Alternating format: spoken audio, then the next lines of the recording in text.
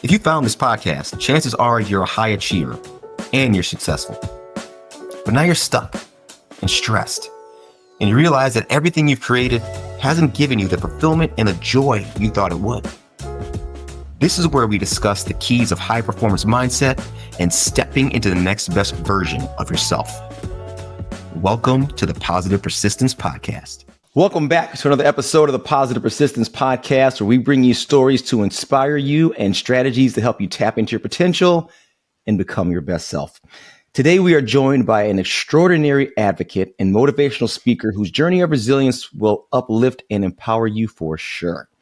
She's a founding board member of Extend the Rose and a devoted partner or participant in the National Urea Cycle Disorder Foundation, otherwise known as NUCDF. Now, through Extend the Rose, she provides counsel and encouragement to families navigating the challenges of hospitalizations, fostering hope and resilience during difficult times.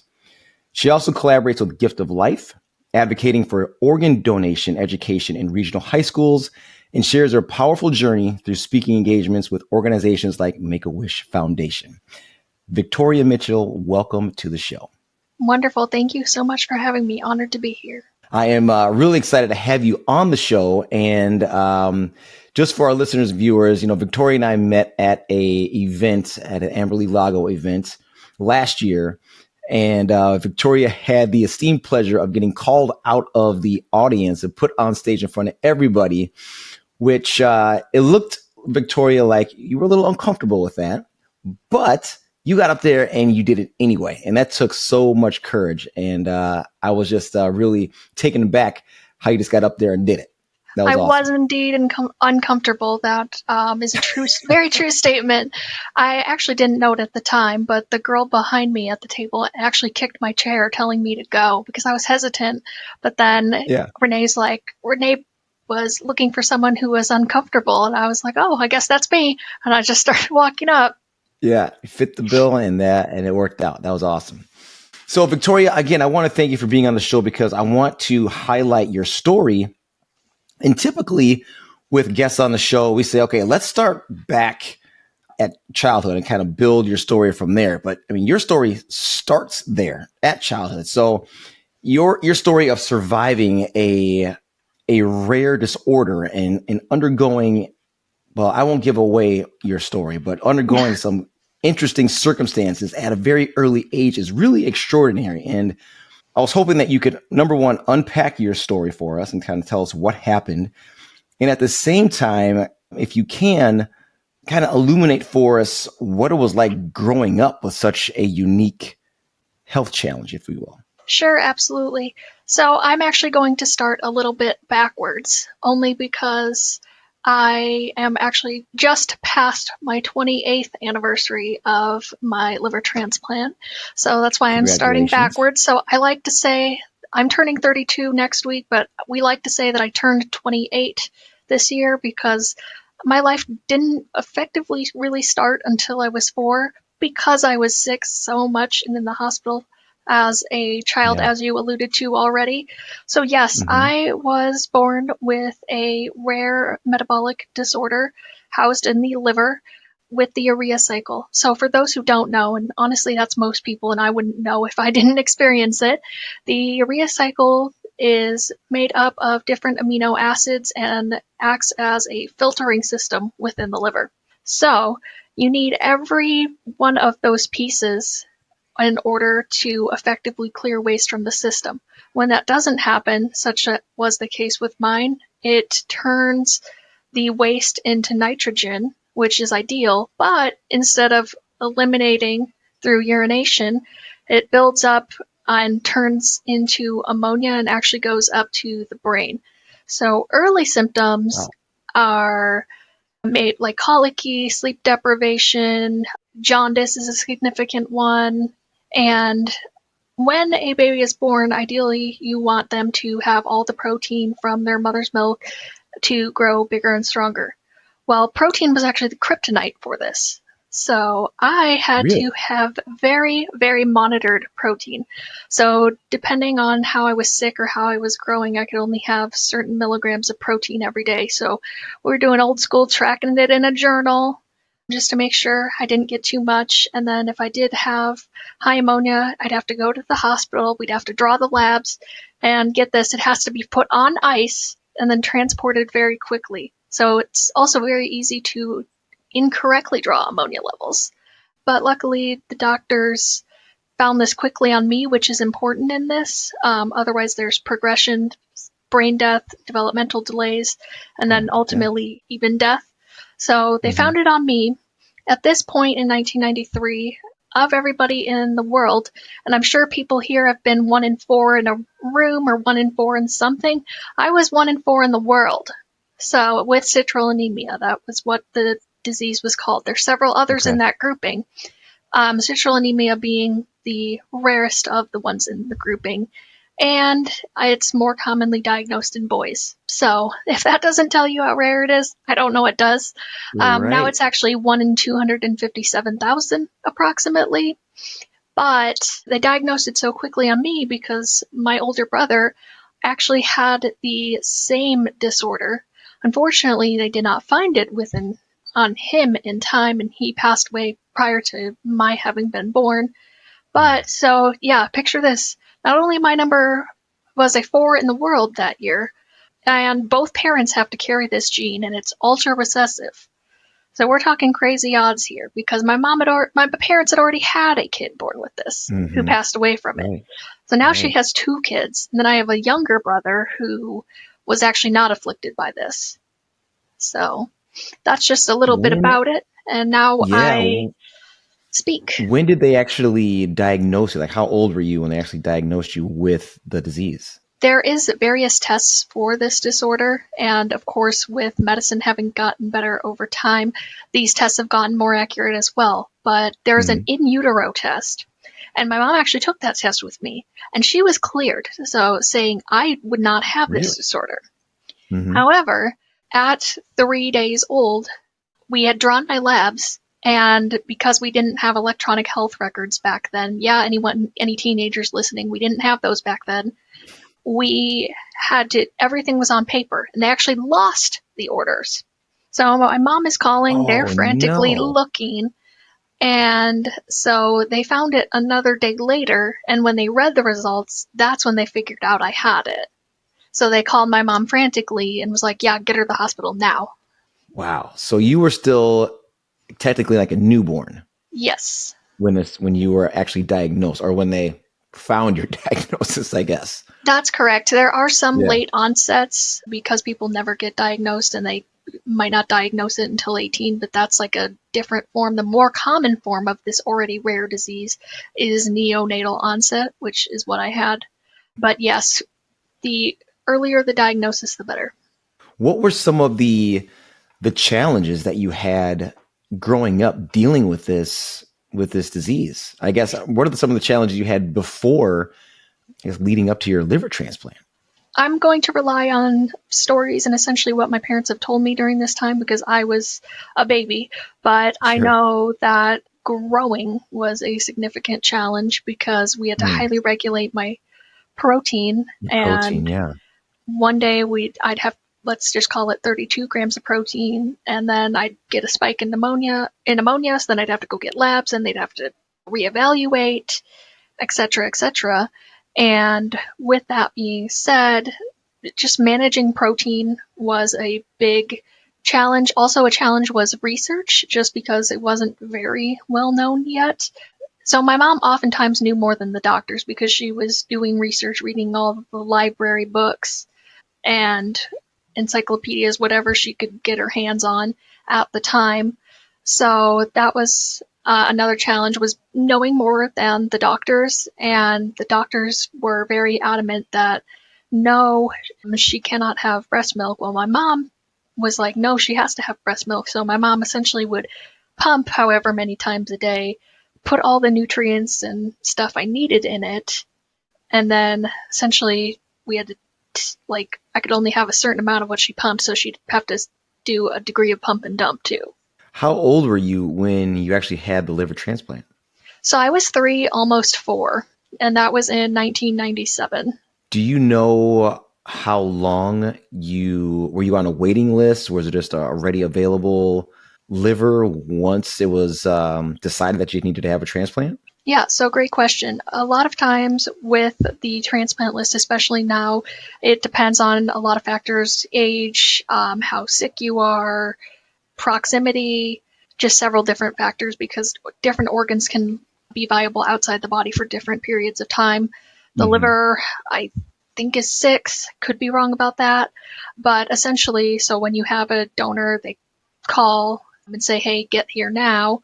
So ultimately, because I was so sick and fate would have it, just found the perfect liver, I waited 23 days. That is very atypical, though. Is it typically longer? Yes, typically a lot Mhm. longer. Some patients will wait years, some months. So Yeah. again, because it comes with proximity, if you're waiting for a liver, let's say in Illinois, and they found a match for you in, let's call it Seattle, chances are they're going to have to look at the next patient who's a match because that's not very proximal. And by the time they harvested the organ, got it out, it would not be viable by the time they could put it back in. I have some familiarity with this just because my father, he had a massive heart attack and he had to have a heart transplant. And Oh, I'm so because sorry to of hear. well, thank you. But because of a wonderful organ donor, he was able to get a heart. And because of the damage that was done to his heart, he got pumped to the top of the list. So luckily for him, it was a matter of weeks before he was able to get a heart, as opposed to a matter of months or years. So I totally understand that that can be a scary situation when you're waiting for something that you have no control over, yet you are still sick and not getting any better. Yep, like I said, I don't remember much of that when I was a baby, but I know it's very stressful for my mom, especially because my brother is, what, about a year and 11 months or so younger than me.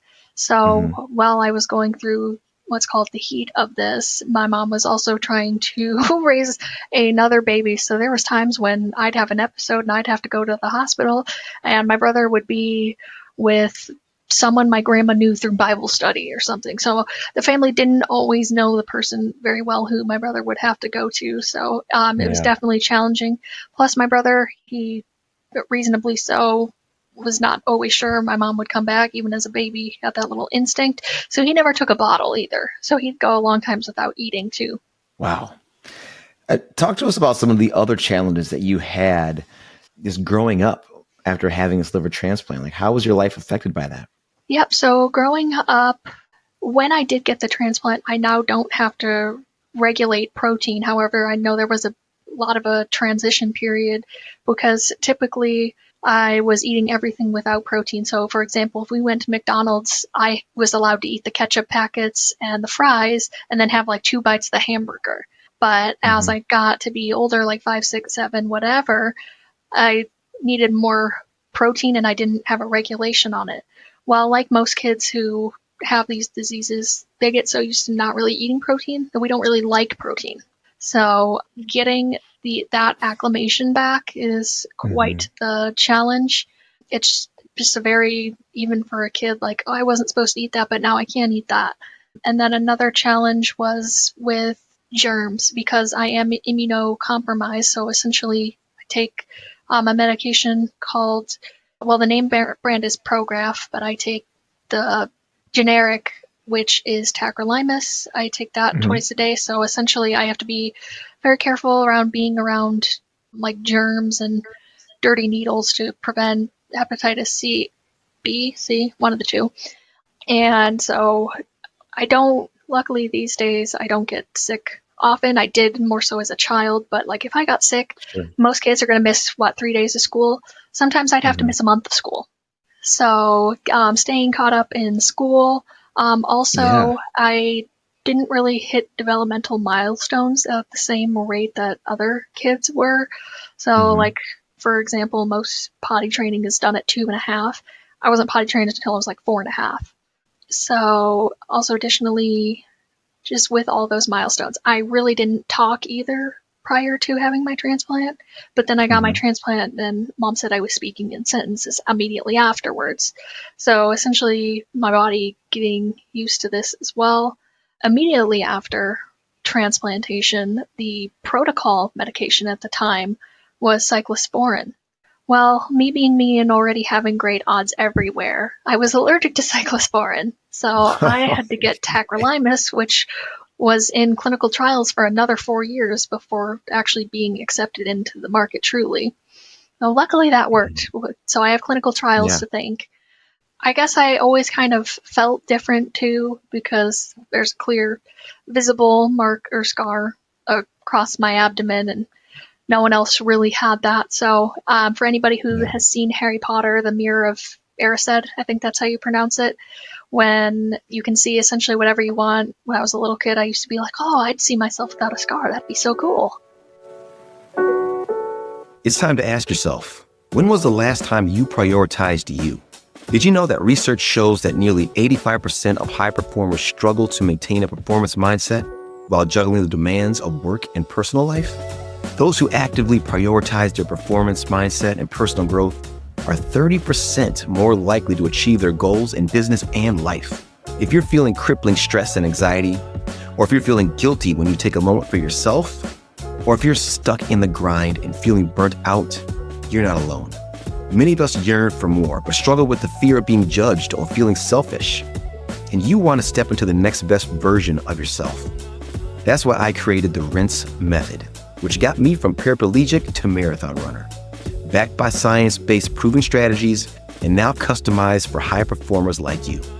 If you're stuck and stressed and want clear steps that you can implement today to move forward, make sure you visit thepositivepersistence.com to download our free Rinse PDF.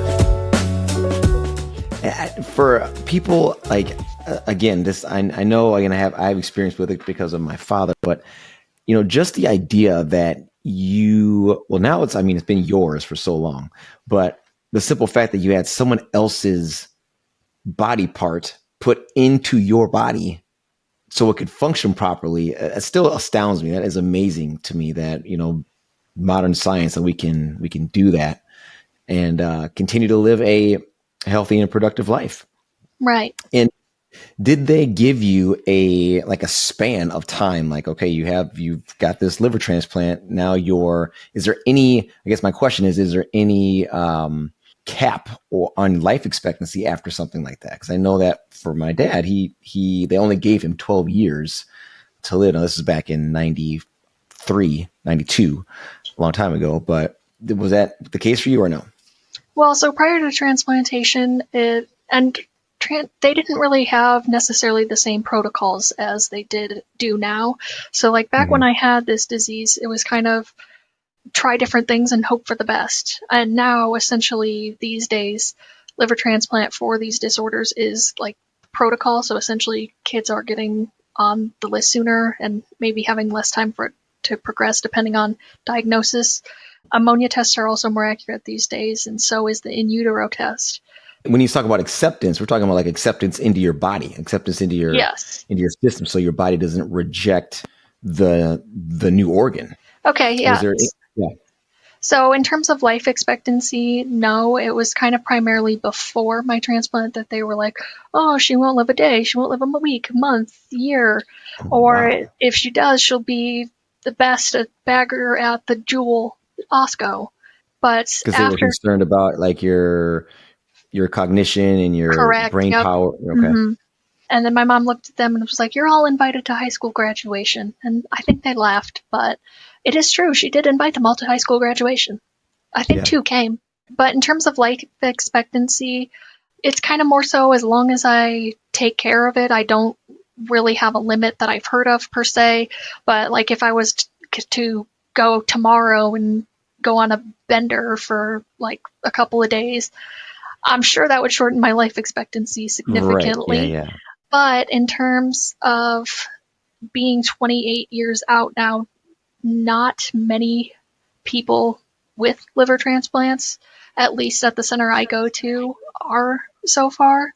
So I have asked the question to my doctors before, am I on borrowed time? Because I'm a blunt person. They're not as blunt as me, so they would never say that.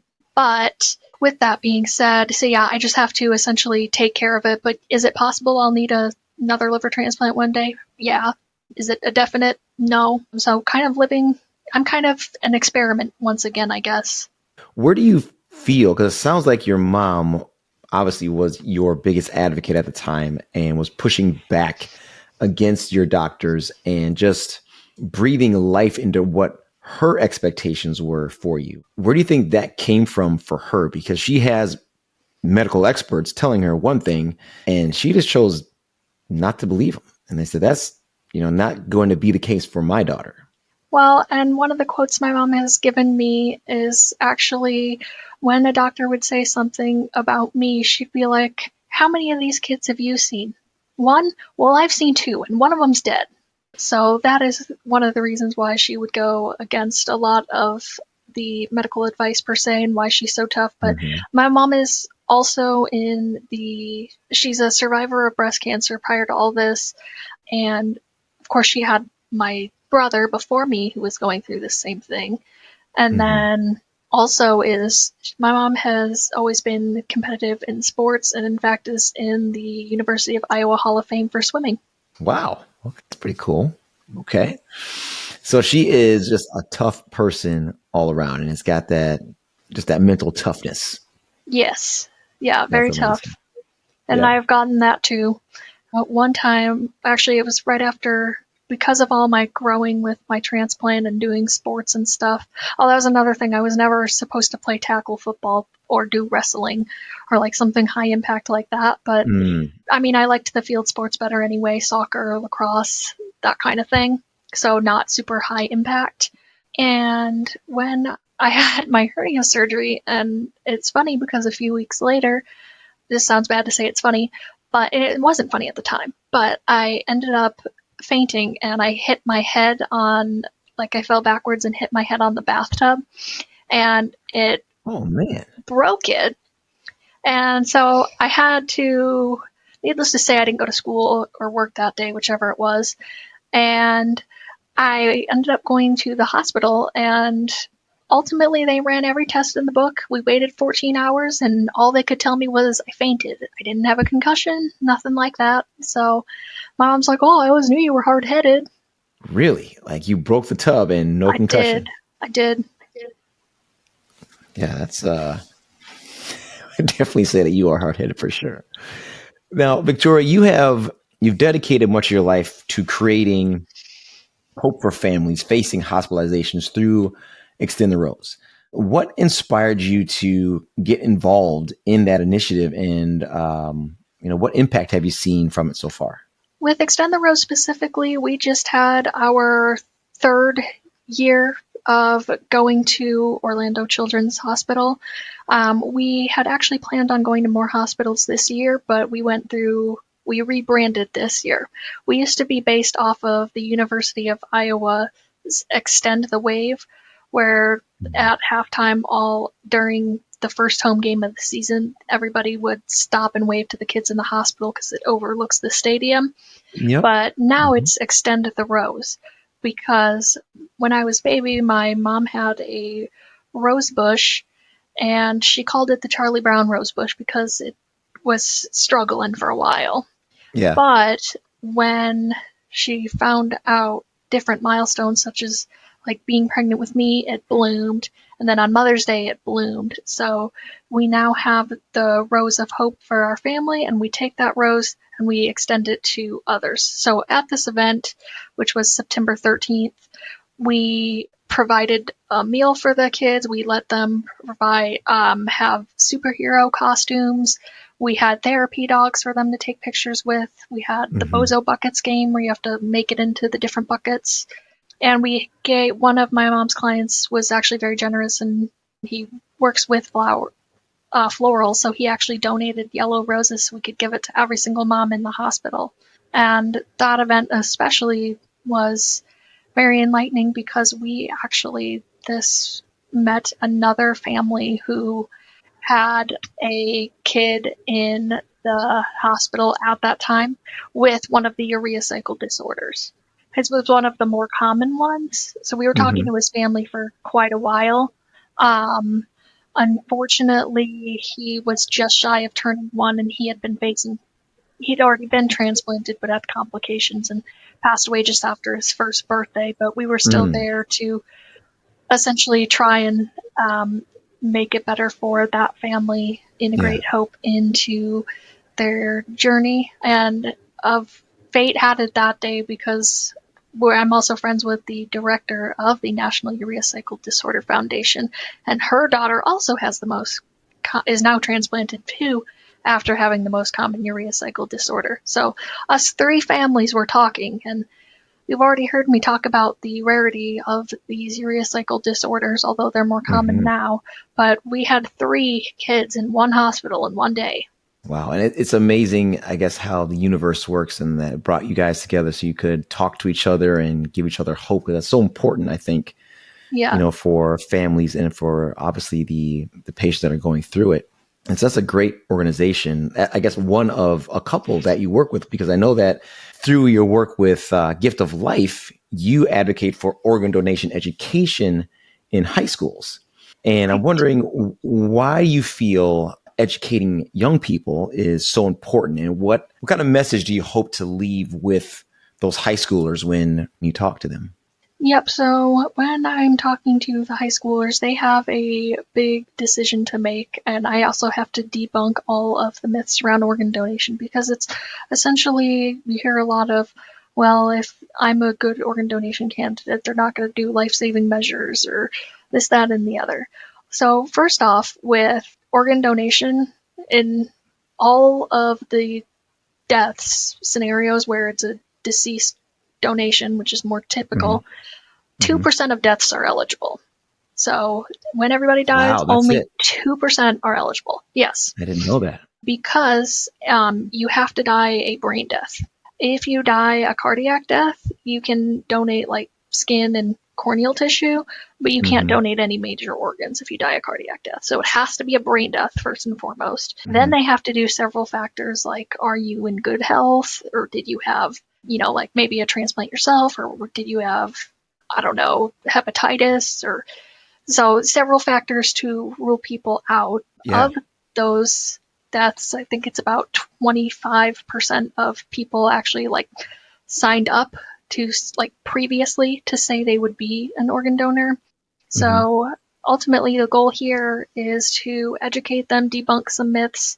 And when I'm talking to them, I always bring up Walter Payton, who died while waiting for a liver transplant. Nobody asked me the position because I'm not very good at football, but he was on the Broncos. I think I got that right. Bears, Chicago Bears, running back for the Chicago Bears. Oops. I got orange and blue. Does that count for anything? That's close enough. Okay, so yeah, well, he died waiting for a transplant, so it has nothing to do, it's not necessarily involved with fame either. Like, just because you're someone famous, you automatically get a transplant. No, it's not the case. So also when I go into the high schools, they're kind of just, I'll say awestruck. And the first question I usually get is, well, how does that affect your drinking in college? Yeah, was I mom a lot in college? Yes, I was. Definitely. I was also sober driver a lot, but honestly, sometimes it is fun to just see people who are wasted beyond belief. You can laugh at them and they don't remember.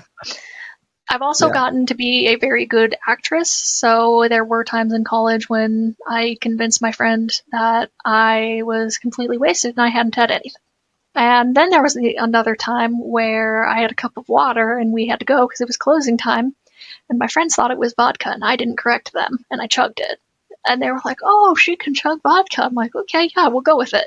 So yeah, but what I really want these kids to get out of it is that people really can benefit from organ donation. And it's a hard conversation to have at the end. So advanced planning is better for the most part, because then your family will know your wishes. Also, taken into account that help them understand that yes, they will go through all life-saving measures, and chances are you're probably not going to be eligible anyway. But in the event you are, would you be willing to give such a great gift to another person who is in need? Basically giving them life. Yes. Yeah, I had no idea that the I guess the donor pool is so shallow, I guess. That's just like I would. And do you have any idea? I don't know if you know this or not, but like what percent of the population is actually donor organ or organ donors? I want to say like 20. So not much. And then No. out of that, there is, you said 2%. Mm-hmm. Wow, that's amazing. Yeah, and someone's added to the waiting list like every 14 minutes. And Every 14 minutes, yeah, someone's just added to about the organ donor waiting list. about the same time someone's dying from the list because they didn't get their organ in time. Right. Wow. So I mean, that's, if nothing else from this conversation, I hope people hear that and understand the importance of, at least like you said, having the conversation and educating yourself about organ donation, because you can literally save somebody's life at the end of yours. Yeah, so truthfully, if you are able to, like, if we have the perfect ideal scenario candidate, they are able to impact up to like 56 or 60 lives with through like the organs, the tissue, and the corneas. 56 to 60 lives. Wow. Mm-hmm. That's amazing. Okay. So yeah, I was always thinking it'd be like one for one, like you save one life with one organ, Nope. but I guess, yeah, you can harvest multiple organs Yep. And then from an there's individual. like lungs. We have two, so like Yeah. two lungs can go to two people. Kidneys, the same thing, and then the liver can also be split. Wow. Okay. I'm learning a lot on this conversation. I had no idea about that. And I know that I would imagine that having this conversation with people may seem a little macabre because we're essentially talking about death, but you can still be an organ donor while you're living. Yes, that is correct. Had I had to wait much longer, my mom was actually a match for me, and she would have been my donor, Really? which would have meant that she would have had to take similar precautions for the rest of her life, especially with mostly with like dirty needles, worrying about that, and then so no getting Sure. tattoos in back alleys for either of us, but that's okay. So And that then makes me no wonder if, heavy drinking. yeah. So I have to ask then, like the size of your liver, is it the same from a certain point in your adolescence or childhood to adulthood? I'm thinking in my mind, like your No, mom, her liver, and your 4-year-old body. Like, okay, I would have isn't that gotten like a portion of it, a and then the portion of it? liver Okay. grows with you. Yeah. So that's another thing. Like, because I was such a small child, my donor, unfortunately, we think was about a 4-year-old boy who liked playing with hot box cars because that's the only thing that I liked doing after my transplant. Liked playing with those. I didn't really Yeah. play before because I was in pain. Wow. Amazing. I want to kind of tie this conversation up by talking about resilience, and that is a word that is used to describe you. And was curious, what does resilience truly mean to you, and how do you think that others can tap into their own resilience during difficult times such as you've experienced? Yeah, so resilience is so important. It would be so easy to just to give in, give up at every little piece. But you've got to fall down 10 times, get up 11 times. So you always got to get up more than you're falling down. And I'm actually going to steal one of Amberly's sayings. She always says, and I think it came from her grandpa maybe, but you can pray for a hole or you can start digging. So you can put in the work yourself or you can sit there and hope for a miracle, in other words. So it's resilience is really about finding everything within you and giving that into whatever problem you're having. So don't mistake resilience with weakness. It's not weakness. Asking for help is not weakness. It is resilience. It's taking everything that you know how to do and applying it even to the toughest situation. So everybody's going to have different coping mechanisms with that. Mine Mm-hmm. is I like to promote it through our organization, my family's organization, Extend the Rose, and then Gift of Life when I talked there, and then National Urea Cycle Disorder Foundation and UCDF as well. Speaking to in UCDF, a lot of the parents there are like, oh, should I transplant? Should I not? So just essentially telling my experience helps. You can really see them visibly light up, and that means a lot to me. So you are bringing a little bit of light into a very dark room or time in someone's life. So really, it's essentially not necessarily what's in it for you if you have resilience, go out there and help feel better, but chances are when you're healing, you're helping someone else heal too. And you don't know necessarily in what way, but that's going to come back tenfold. Yeah. So in order to do that, you need to be vulnerable. Yes. And that is what you have done with us today. So I really appreciate, Victoria, you coming on the show and sharing your experience. And I want to allow our listeners and viewers to know where they can find out more information about you, your story, Extend a Rose, NUCDF, and all the programs that you're involved in. Yep. So the best place to find me these days is on Instagram. I'm just victoria.f.mitchell. I'm on Facebook as well as under Tori Mitchell. So that would be Tori spelled like Torrey Pines, because that's where I was born. Torrey Mitchell. But I check Instagram a lot more than I check Facebook these days. Perfect. So, yep, that's where they can follow me. I have links out to, I don't have one for Gift of Life, but I should probably add that to my profile. And then Extend the Roses on my Instagram profile, where that'll tell more of my story and more about the organization. And then National Urea Cycle Disorder link is on my profile as well. Perfect. All right, Victoria, thank you so much for joining us today. And I want to thank all of our listeners and viewers for tuning in. And as we always wrap it up, remember to stay positive, stay persistent, and know that mindset is everything. We'll see you next time. Thank you for tuning in and being part of the Positive Persistence family. We're having a great time creating this content, and we truly hope it inspires you to embrace positivity and persistence in your own journey. If this podcast episode inspired you or entertained you, scroll down, hit those stars, and leave a comment or two.